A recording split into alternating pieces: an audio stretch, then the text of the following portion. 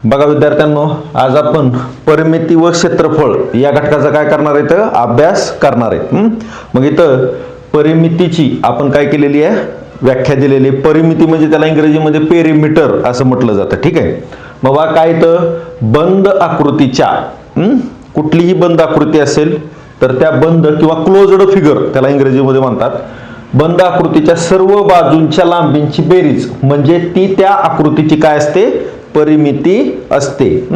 मग आता सुरुवातीला बंद आकृत्यामध्ये कोणकोणत्या येतात, त्रिकोण येतो, चौकोन येतो, त्यानंतर आयत येतं, चौरस येतो, बरोबर आहे। तर त्यातील सुरुवातीचं आपण त्रिकोणाची परिमिती पाहणार आहे। मग काय म्हटलंय बघा इथं, त्रिकोणाची परिमिती बरोबर तिन्ही बाजूंची बेरीज। कारण त्रिकोणाला आता आपण जर इथं आकृती घेतली तर मला सांगा, आता इथं या त्रिकोणाला हे तीन शिरोबिंदू ए बी सी, त्याचप्रमाणे तीन कोण, ठीक आहे, त्याचप्रमाणे काय येतात तीन बाजू आहेत, ठीक आहे। मग या तिन्ही बाजूंची बेरीज म्हणजे त्या त्रिकोणाची काय असणार आहे, परिमिती असणार आहे। मग समजा इथं ए बी ही 3 घेतली, बी सी 4 आणि ए सी 5 हा विषमभुज त्रिकोण घेतला बाजूवरून असणारा, तर ह्या तिन्ही बाजूंची बेरीज मग आपण इथं बेरीज करू। बघा 3 + 4 + 5 बरोबर किती येतं, 12, ठीक आहे। तर या त्रिकोणाची परिमिती किती झाली, 12। आता इथं 12 तर काय असणार, समजा ही बाजू सेमी मध्ये असेल तर 12 सेंटीमीटर, बाजू मीटर मध्ये असेल तर 12 मीटर, असं याचं काय येईल, उत्तर येईल। समजलं तुम्हाला? आता आपण पुढची आकृती पाहूया। आपण त्रिकोणामध्ये पुढचा प्रकार पाहतोय, समभुज त्रिकोणाची परिमिती आणि दुसरं समद्विभुज त्रिकोणाची परिमिती पाहणार आहेत। तर समभुज याचा अर्थ काय, समान भुजा, भुजा म्हणजे बाजू, समान बाजू असणारा त्रिकोण म्हणजे सर्व बाजू कशा आहेत, त्याच्या समान आहेत। मग इथं समजा ही जर बाजू मी दिली 3 सेंटीमीटर तर त्या सगळ्या बाजू किती असणार आहेत, 3 3 आणि 3च असणार आहेत। म्हणजे ही बाजू 3 सेंटीमीटर, ही बाजू 3 सेंटीमीटर आणि ही पण बाजू 3 सेंटीमीटर, तर याची परिमिती किती येईल, 9 सेंटीमीटर, ठीक आहे। त्यानंतर आता दुसरा प्रकार पाहू, समद्विभुज त्रिकोण। याच्यामध्ये समद्विभुज या नावातच येतं, समद्विभुज म्हणजे काय, दोन बाजू समान असणारा। याचा अर्थ एक बाजू काय असेल, मग असमान असेल किंवा वेगळी असेल, ठीक आहे। म्हणून समद्विभुज त्रिकोणात काय येणार इथं, तर दोन बाजू समान असतील, द्वि म्हणजे 2 आणि एक बाजू असमान असेल। इथं साइनच्या द्वारे पण दाखवलं जातं, इथं 2 रेषा आहेत, इथं मात्र एकच रेषा आहे। इकडं प्रत्येक ठिकाणी एक एक रेषा म्हणजे प्रत्येक बाजू एकसारखी, इथं मात्र 2 बाजू एकसारख्यात, एक बाजू मात्र वेगळी आहे, ठीक आहे। मग आता इथं ही जर 8 सेंटीमीटर घेतलं आणि ही 6 सेंटीमीटर घेतलं तर बघा असं गणितात दिलं जाणार, ही 6 सेंटीमीटर 8 सेंटीमीटर, तर या त्रिकोणाची परिमिती किती। मग ही 6 सेंटीमीटर आहे, ही 8 सेंटीमीटर आहे, याच्याच सारखी इकडची काय असेल, ही बाजू असेल 8 सेंटीमीटर। मग आता या तिघांची बेरीज करू आपण, 8 + 8 + 6, 8 आणि 8 16, 16 आणि 6 किती झाले, 22 सेंटीमीटर। तर समभुज त्रिकोण झालं, समद्विभुज त्रिकोण झालं। आता पुढचा शेवटचा प्रकार येतो विषमभुज त्रिकोणाचा। तर विषमभुज त्रिकोणामध्ये प्रत्येक बाजू काय असणार आहे, वेगवेगळी असणार आहे। समजा ही जर 4 सेंटीमीटर असेल तर ही 5 किंवा कुठलीही असू द्या, आपण एक गणित घ्यायचं म्हणून घेतोय, तर 4 5 आणि 7, तर ह्या बाजू वेगवेगळ्या आहेत म्हणून हा कुठला प्रकार झाला त्रिकोणाचा, विषमभुज म्हणजे विषम बाजू असणारा, वेगवेगळ्या बाजू असणारा। मग यांची जर परिमिती बघितली, 4 + 5 + 7 करा तर किती येतं, 7 आणि 5 12, 12 आणि 4 16, तर याचं उत्तर किती येईल, परिमिती 16 सेंटीमीटर येईल। समजलं? आता आपण याच्यानंतरचा चौरसाचा प्रकार घेऊ। आपण चौकोनाचा पुढचा प्रकार, चौरस असेल, आयत असेल किंवा चौकोन असेल, याच्या परिमितीबाबत आता विचार करणार आहेत।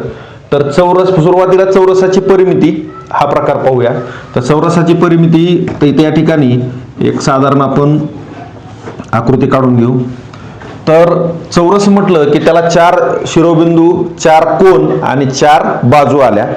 तर ह्या सर्व बाजू कशा असतात, चौरसाच्या समान असतात। मग समजा ही बाजू जर 5 सेंटीमीटर असेल तर प्रत्येक बाजू किती येणार मग 5 सेंटीमीटर 5 सेंटीमीटर आणि 5 सेंटीमीटर, म्हणजेच या चौरसाची परिमिती किती होते तर 20 सेंटीमीटर.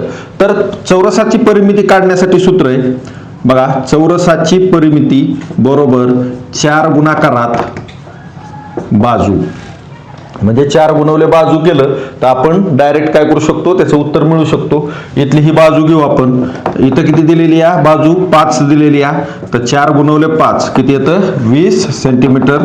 किंवा सरळ सरळ हे 5 ही 5 इथली 5 आणि इथली 5 ह्या चौघांची बेरीज केली तरी आपल्याला उत्तर मिळतं. आता पुढचा प्रकार आहे आपला आयताची परिमिती.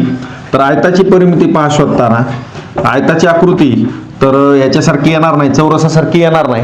आयतामध्ये समोरासमोरील बाजू काय येतील समान येतील. समजा या ठिकाणी ही जर 5 सेंटीमीटर घेतली आणि ही बाजू 10 सेंटीमीटर घेतली तर या आयताची परिमिती काढायला सांगितलेली आहे. म्हणून लक्षात ठेवायचं की ही बाजू हिच्या समोरची बाजू ही देखील किती येते 10 सेंटीमीटर, याच्या समोरची बाजू ही येते 5 सेंटीमीटर. तर या पुढं चौरसाच्या नंतर आता आपण काय पाहू आयताची परिमिती. तर या ठिकाणी आयताची आकृती आपण काढलेली आहे अगोदरच. तर या ठिकाणी समजा ही 5 सेंटीमीटर घेतला रुंदी आणि इथे हे 10 सेंटीमीटर घेतलं तर आयताचा गुणधर्म काय आहे, आयताच्या समोरासमोरील बाजू कशा असतात समान असतात. चौरसामध्ये सर्व बाजू समान असतात, समोरासमोरच्याही आणि लगतच्या पण आयतामध्ये काय असतं फक्त समोरासमोरच्या बाजू समान असतात. म्हणून ही 10 सेंटीमीटर आहे तर याच्या पुढची देखील किती येणार 10 सेंटीमीटर येणार. ही 5 सेंटीमीटर आहे तर इकडची 5 सेंटीमीटर येणार. मग या सगळ्यांची बेरीज म्हणजेच आयताची परिमिती येणार. तर ऑफकोर्स आपण सांगू शकता याची किती येऊ शकते 30 सेंटीमीटर. तर आपण इथं सूत्ररचना पाहू, आयताची परिमिती बरोबर या ठिकाणी पहा 2 कंसात लांबी अधिक रुंदी असे येणार. तर इथं 2 कंसात लांबी किती आहे 10, रुंदी किती आहे 5. तर 2 कंसात म्हणजे ह्या कंस निघून जातो तर कंसाच्या अगोदर गुणाकार द्यायला लागतो. लक्षात ठेवायचं एखादी संख्या आणि कंस असेल तर त्या दोघांमध्ये कुठला साइन असतं गुणाकाराचं. तर 2 गुणवले 15 म्हणजेच किती असतं 30, 15 दोन्ही 30. सूत्ररचनेनं पण आपण काय करू शकतो उत्तर मिळवू शकतो. किंवा सगळ्या चौबाजूंची बेरीज म्हणजे त्या बंदिस्त आकृतीची काय असते परिमिती असते. ठीक आहे समजलं. हा चौरसानंतर आणि आयतानंतर पुन्हा आपण एक प्रकार पाहणार आहोत. तर असमान बाजू असणारा एक चौकोन आहे. तर या ठिकाणी बघा एक 4 सेंटीमीटरची बाजू आहे, 5 सेंटीमीटर आहे, एक 12 सेंटीमीटर आहे आणि एक 6 सेंटीमीटर आहे. तर अशा आकृतीमध्ये म्हणजे असमान भुजा असणारा हा एक चौकोनाचा प्रकार आहे. तर याच्यामध्ये सर्व बाजूंची बेरीज म्हणजेच त्या आकृतीची किंवा त्या चौकोनाची काय असेल परिमिती असते. पहा आपण मागच्या घटकात परिमिती हा हे घेतला होता भाग घेतला होता. तर आता क्षेत्रफळ हा भाग घेतोय. तर इथं आपण क्षेत्रफळाची व्याख्या पाहूया. एखाद्या आकृतीने सपाट पृष्ठभागावरील व्यापलेली जागा म्हणजेच त्या आकृतीचे क्षेत्र होय. सपाट पृष्ठभाग आहे आणि त्याच्यात व्यापलेली जागा म्हणजेच त्या आकृतीचे क्षेत्र. त्या व्यापलेल्या जागेचे मापन करणे म्हणजेच त्या आकृतीचे काय असेल ते क्षेत्रफळ असेल. आणि क्षेत्रफळ हे नेहमी चौरस या एककात काय केलं जातं मोजलं जातं. आता याच्यासाठी आपण एक उदाहरण पाहूया. परिमितीमध्ये आपण मागचा व्हिडिओ परिमितीचा पाहिला पेरिमीटर आणि हा क्षेत्रफळ म्हणजे एरिया इंग्रजीमध्ये त्याला म्हणू आपण. तर परिमितीमध्ये आपण पाहिलं की त्या आकृतीची काय होती चौबाजूने असणारी बेरीज. आता उदाहरणार्थ हा फळा घेतला आपण बोर्ड घेतला तर ही जी बाजू आहे त्याची ह्या बोर्डची तर ही काय असेल त्याची परिमिती ह्या आकृतीची. आणि ह्या बोर्डने व्यापलेली जागा म्हणजे हा जो पांढरा पृष्ठभाग आहे तर हे काय असेल याचं क्षेत्रफळ असेल. मग आपलं आता लिखाणकाम कुठल्या भागात चालू आहे परिमिती का क्षेत्रफळाच्या तर क्षेत्रफळाच्या.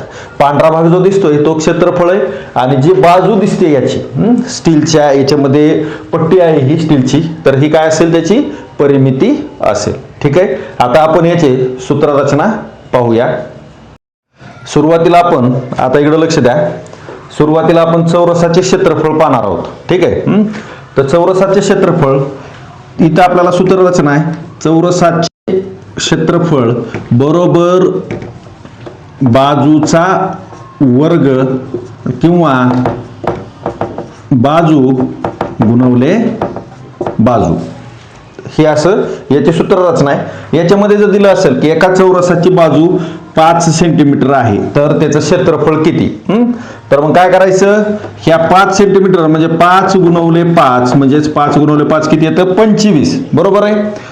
पण इथं काय एकक जोडायचं, चौरस सेंटीमीटर, चौसेमी किंवा स्क्वेअर सेंटीमीटर, इंग्रजीमध्ये चौरसाला स्क्वेअर म्हटलं जातं. ठीक आहे, समजलं. हे खूप सोपं आहे, फक्त पाठ करायला लागेल आपल्याला. परिमिती लगेच काढता येईल आपल्याला. चौरसाची बाजू किती दिली 5 सेंटीमीटर, ह्या सगळ्या बाजूंची बेरीज म्हणजे त्याची परिमिती.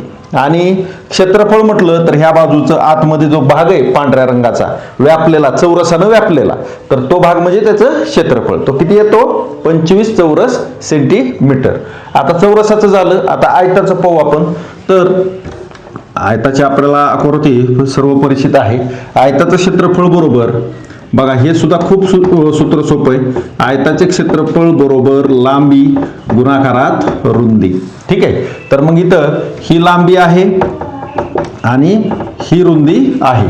समजा या आयताची लांबी 10 सेंटीमीटर आहे आणि रुंदी 5 सेंटीमीटर आहे, तर याचे क्षेत्रफळ किती असं जर प्रश्न विचारला तर आयताचे क्षेत्रफळ बरोबर काय सूत्र आहे, लांबी गुणाकारात रुंदी, म्हणून किंवा लांबी गुणवले रुंदी, तर 10 गुणवले 5.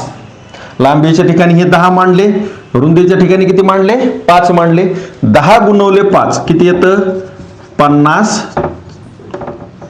स्क्वेअर किंवा चौरस सेंटीमीटर.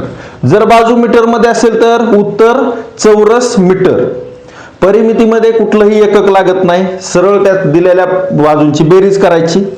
आणि आयताचं क्षेत्रफळ असेल, चौरसाचं क्षेत्रफळ असेल, क्षेत्रफळामध्ये मात्र काय लागतं तर एकक लागतं. कोणतं लागतं, चौरस हे एकक लागतं.